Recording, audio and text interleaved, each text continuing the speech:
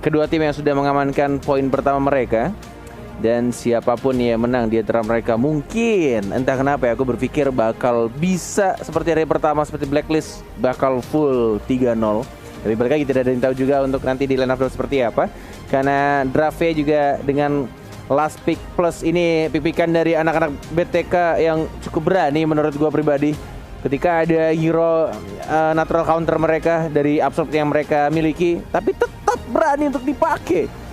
Ini Arasi kira-kira lebih enak mana dari draft nih? Wah, dari segi draft sih sebenarnya menurut gue masih lebih fleksibel dari sisi BTK ya. BTK karena ya? potensi buat bikin play atau kite back itu masih ada. Tapi kalau emang kita ngomongin eksekusi bagus dan ada combo, ya emang sebenarnya bagusan di EVO Singapura. Jadi kalau BTK bisa menghindari fight yang gak mendukung mereka dan bahkan mungkin mencari fight yang cuma ngambil fight yang untungin mereka sih, ini masih bisa banget dimenangin sama BTK sih. Yes, dan oke. Kalau melihat dari BTK tadi ya, kalau dari kata Arashi, tapi ya ini seperti yang aku bilang ya, ini mah bukan korek banget melihat JPL pakai Rafaela. Aduh, lihat tuh, tetap mau ngerusuh ya kan.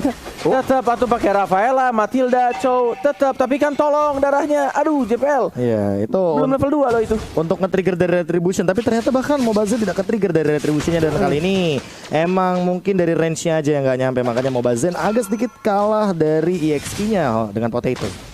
Yes, udah level 2, udah bisa melakukan holy healing, lebih mempercepat untuk mobilitasnya, tetap bermain terus dengan Rafaela, mengingatkan sama idolanya KB ya, RKT.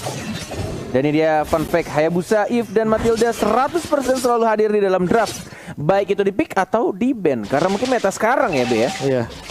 Bahkan Hayabusa yang udah di nerf sebegitunya, sedemikian rupanya tetap masih digunakan gitu loh. Itu dia, fun fact by Snake Video. Yap, dan memang mungkin karena itu ya gue ngerasa BTK tuh masih lebih ada potensi karena mereka ada youth ini. Ini pick yang emang penting banget dan selalu di pick or ban.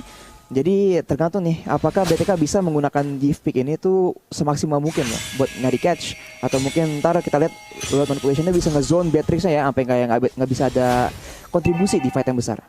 Oke, tapi tampaknya 4 detik lagi pertelakan muncul tapi di arah top lane justru. Dan perjalanan masih dari arah tengah JPL menuju ke arah atas yang mungkin sudah ditarik turtle nih ya oleh seorang Bane dari Potato-nya. Mencoba untuk membuka dari gear yang sudah level 4. Belum ada Falling Star, mau dibuka begitu saja. Reward Manipulation dan bahkan JPL lagi-lagi flicker ke arah belakang dan terreset. Turtle-nya tidak berhasil didapatkan dan bahkan Mobazin masih bisa survive, masih bisa mundur ke arah belakang dan langsung digunakan begitu saja. Rondo balik dan bahkan Potato sekarat masih bisa cabut ke arah belakang dan masih belum adanya yang terpick up dari team fight barusan. Ya, ini makanya yang kayak aku bilang tadi, tim fightnya ternyata hanya tarik ulur saja, tidak ada yang mau terlalu komit. Bahkan ketika ngeliat dari Mobazin dan juga Potato yang sama-sama sekarat ya, mereka tuh sadar kalau seandainya source skill udah banyak banget yang dibuang gitu loh Arashi. Ya menurut gua sih BTK tuh skill-skillnya tuh lebih pendek ya cooldownnya. Kayak skill yang mereka perlu ada untuk fight itu nggak selalu ada di ultinya loh. Sedangkan buat EVO Singapura kalau mereka tuh nggak ada ultinya Beatrix, nggak ada ultinya Bane, langsung potensi mereka di fight tuh kurang banget. Makanya mereka tuh bisa lebih tarik ulur. Sebenarnya menurut gua ini menguntungkan BTK, tapi sekarang ini Mobazin ke pick off. First blood justru diamankan begitu saja dari Eamon-nya. Dan bahkan itu dia permainan ambush yang sangat baik sih. Tunggu aja di bushnya, di rumputnya, terus langsung di stun. Lagi-lagi ya, emang JPL nih emang tipe-tipe roamer atau tanker yang ngeselin banget. Nah makanya untuk sekarang juga kita ngelihat bagaimana dari segi rotasinya nih udah mulai benar-benar dipotong. Dan Mobazin sendiri nih emang bener-bener dapetin satu kerugian ya. Karena kalau misalkan nggak mau rugi mah kalian pakai kode promo M3X Grab gitu loh. Gokil. Sabar atuh. Kan cari kata kuncinya dulu. Mobazin rugi. Kalau Grab mah bikin untung gitu dengan promonya. Makasih lo udah beliin saya kopi ya di sini ya. Udah datang tuh di depan. Udah serius? Udah serius. Tapi kali ini Potato juga dengan cepatnya mengamankan turtle yang pertama tanpa adanya kontes, dan ini masih 0-1 untuk permainannya sangat amat pasif, tapi kayaknya nggak boleh ada salah langkah lagi baik dari Shark atau bahkan Mobazin. Jangan sampai terkena Holy Baptism dan bahkan hilang dengan instan ketika ada Beatrix dengan Nimbus Passion. Sayangnya dari play tersebut tuh kayak nggak ada tuker balik ya dari sisi BTK. Mereka nggak ada kesempatan buat bikin dive mungkin tower atau nge-press ke tower lain. Padahal mereka ada Matilda, tapi mereka tuh nggak ada kesempatan nih buat cari fight atau pick off yang bagus banget buat mereka sih. Yes, oke. 3 detik lagi akan hilang untuk Cold Protection dan bahkan gear. Tidak berhasil untuk mendapatkan seluruhnya tadi. Masih bisa untuk dipotong sama Fight Chicken. Menuju ke arah tengah sekarang. Dari seorang Seilah. Ini kalau sniper apa namanya, Be? Senjatanya? Renner dan machine gun-nya? Nibiru. Pistol. Machine gun. Nibiru. Oke, masih sama-sama farming di arah mid lane.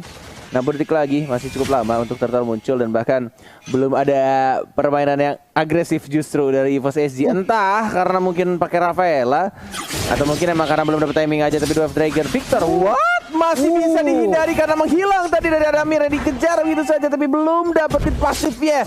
Dari Adamir enggak kena ternyata, masih bisa untuk recall dari seorang Chow. Wow, itu timingnya pas banget, pisaunya balik ke si ininya, Aemon nih.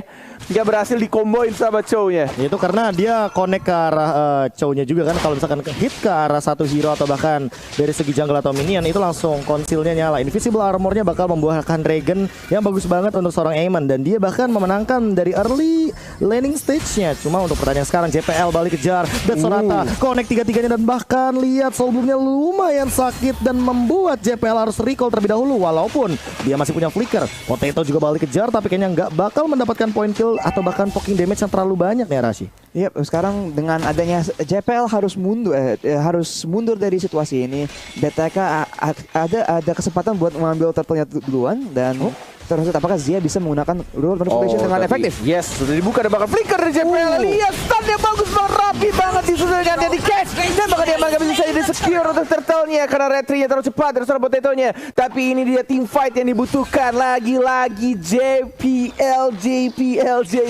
Walaupun memakai Rafaela selalu membuat momen yang sangat baik untuk anak-anak EVOS SG. Yes, dan bahkan lihat deh Fight Chicken-nya juga ketika dia melakukan rotasi ya, dia lumayan telat beberapa detik aja ketika ternyata gearnya yang lebih ready untuk melakukan setup 5 man di bagian turtle. Dan untuk sekarang gearnya bener-bener balik lagi ke arah top lane, coba untuk ngamanin semua yang ada source-nya karena turtle lane bakal balik lagi ke bagian EXP lane di top lane. Dan untuk sekarang ya, ngelihat potensi dari EVOS SG yang mengamankan 2 point kill dan bahkan 3000 goldnya nih kali ini Arashi, tapi belum ada pick off di bagian gold lane-nya. Ada Adamir balik dikejar, masih ada invisible armor dan lagi-lagi hanya nge-trigger dari Victornya.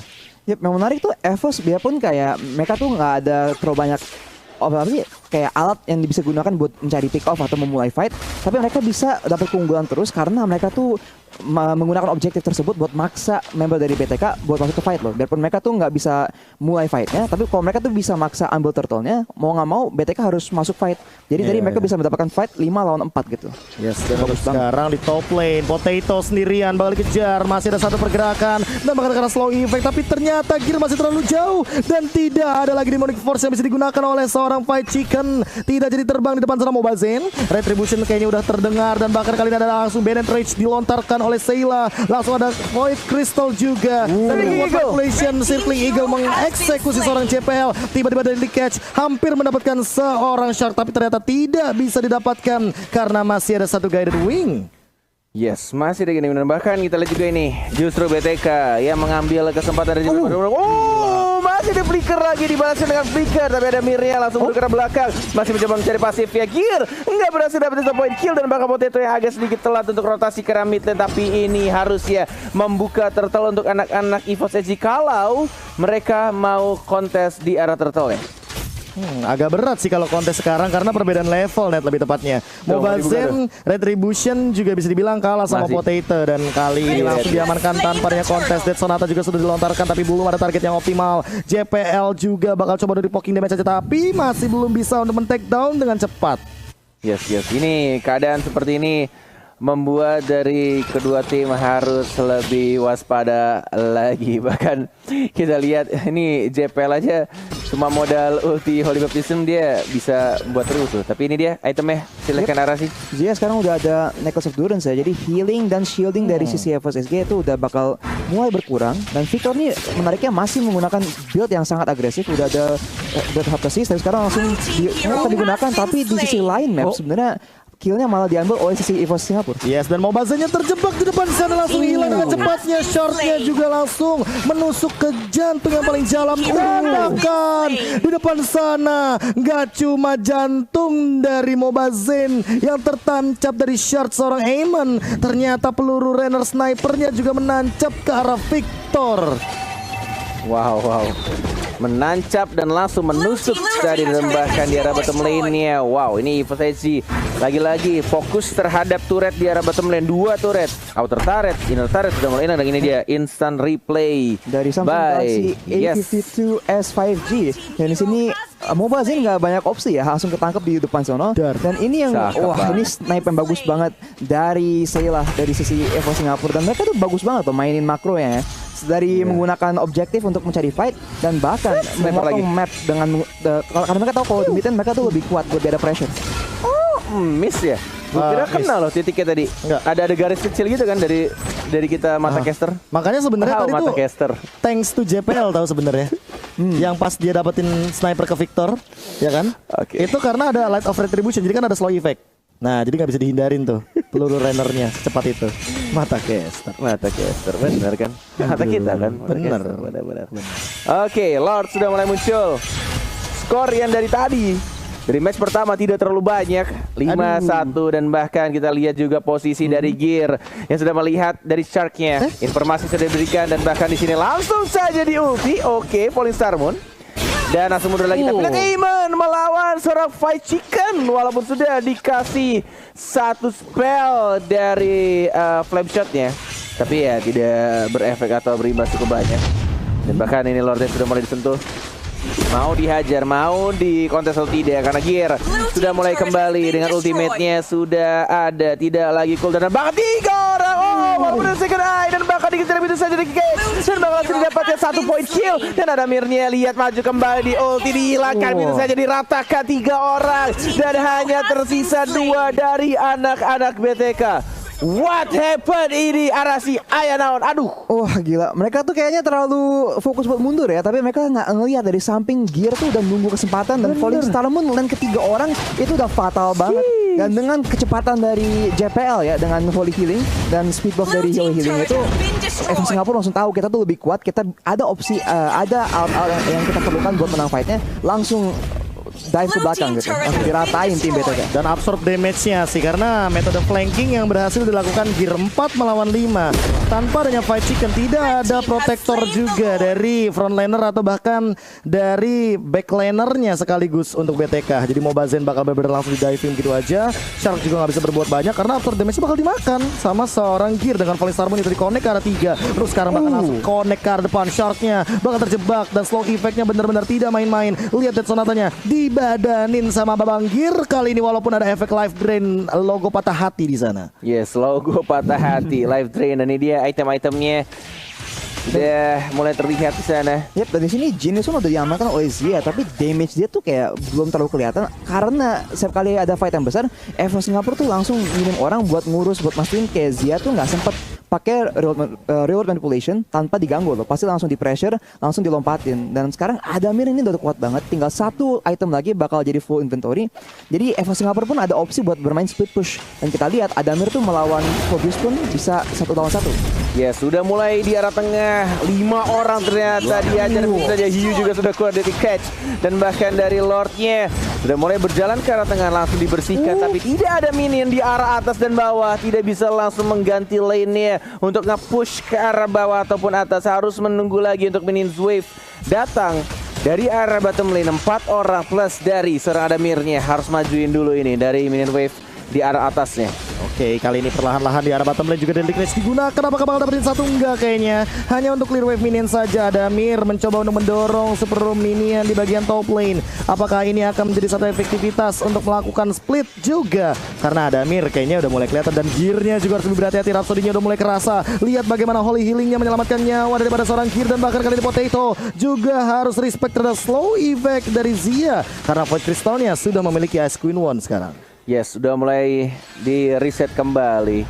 Masih sama-sama bisa untuk kemenahan dan tidak mau memaksakan juga dari anak-anak EVOS SG mencoba untuk mencari informasi dan gear selalu ya. Seperti yang dibilang sama Aras, ini flanker-flanker yang kayak gini nih yang bahaya nih. Benar-benar tahu posisi dan bahkan mencari momen untuk membuka Falling Star Moon-nya.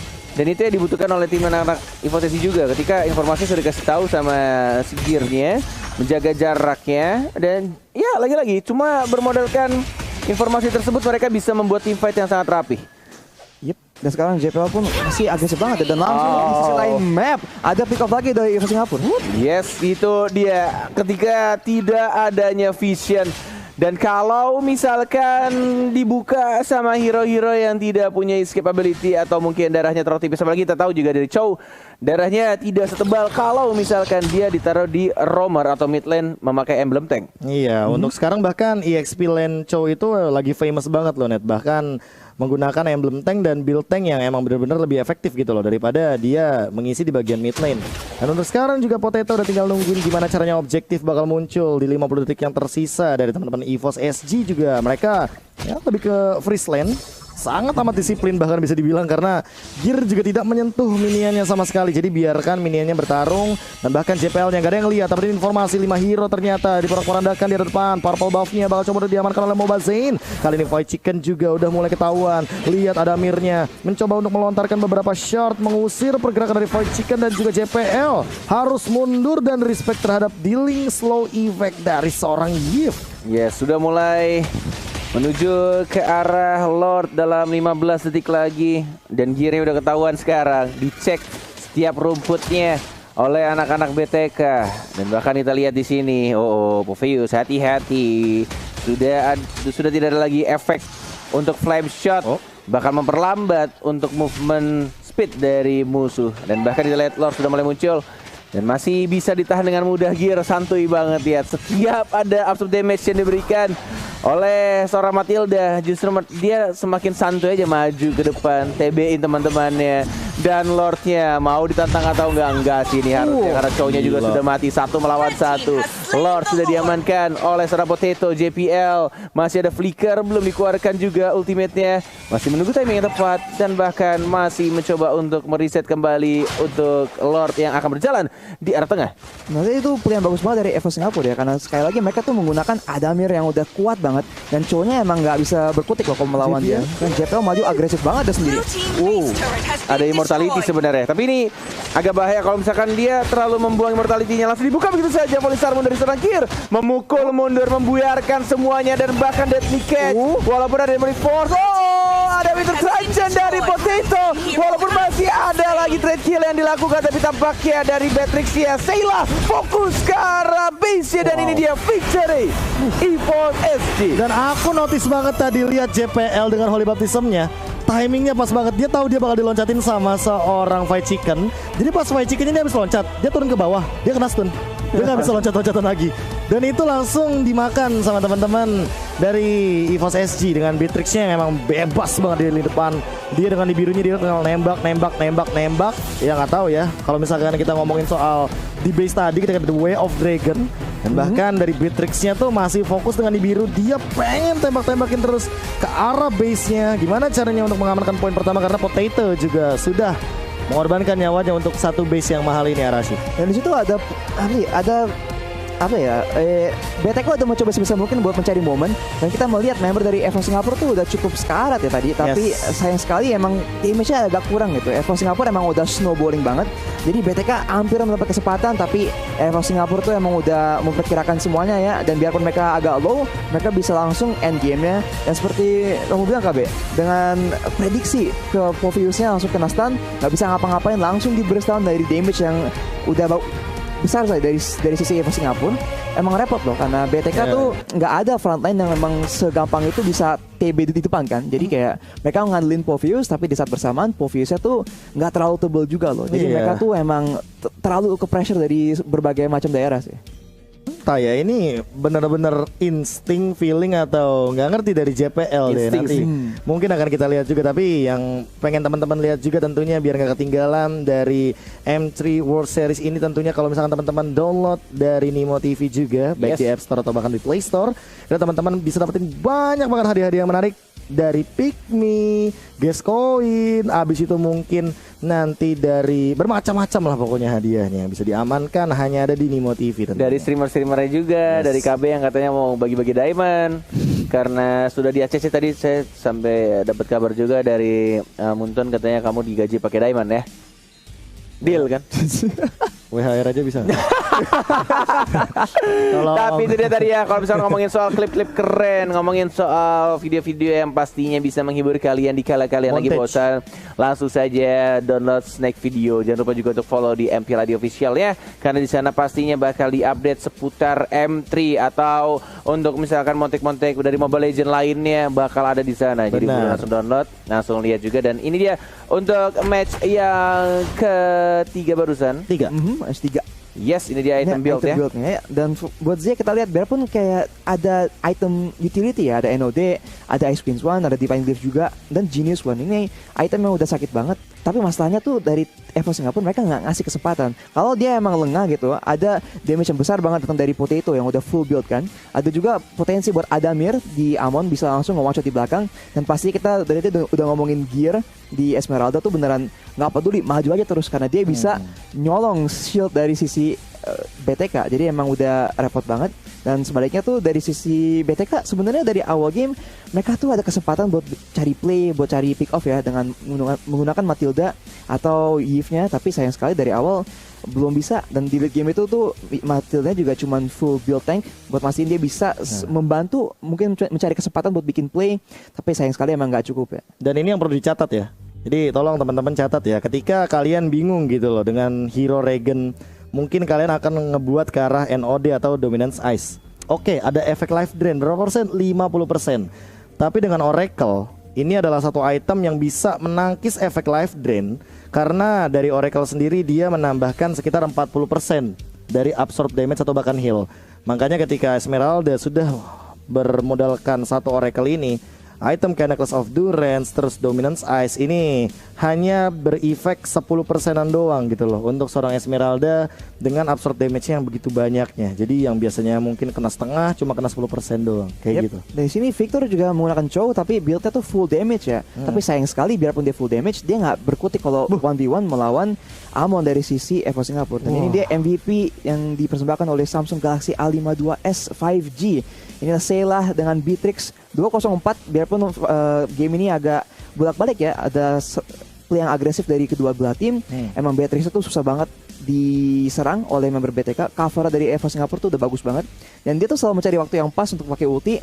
Dan ada beberapa momen yang kita lihat tuh di mana ada ulti yang Arya pakai grenade launcher tuh sakit banget, dan juga ulti pakai snipernya tadi ya bisa langsung mengamankan kill dengan bantuan slow dari Rafaela. Tapi emang ini play yang bagus banget dari Selah. 3 atau 4 kali Bennett Rage deh sampai kena Mobazen kan di bagian mid lane yang tadi aku bilang kayak pas setup turtle yang harusnya Mobazen tuh minimal bisa kontes atau bikin Scarlet Potato-nya, tapi ternyata malah gara-gara Bennett Rage-nya itu di bagian dekat river, di dekat batuan, dekat purple buff, dia langsung terkena dari Beatrix-nya. Dan ini Selah udah 2 kali loh jadi MVP di grup stage kita, di grup C. Menarik banget.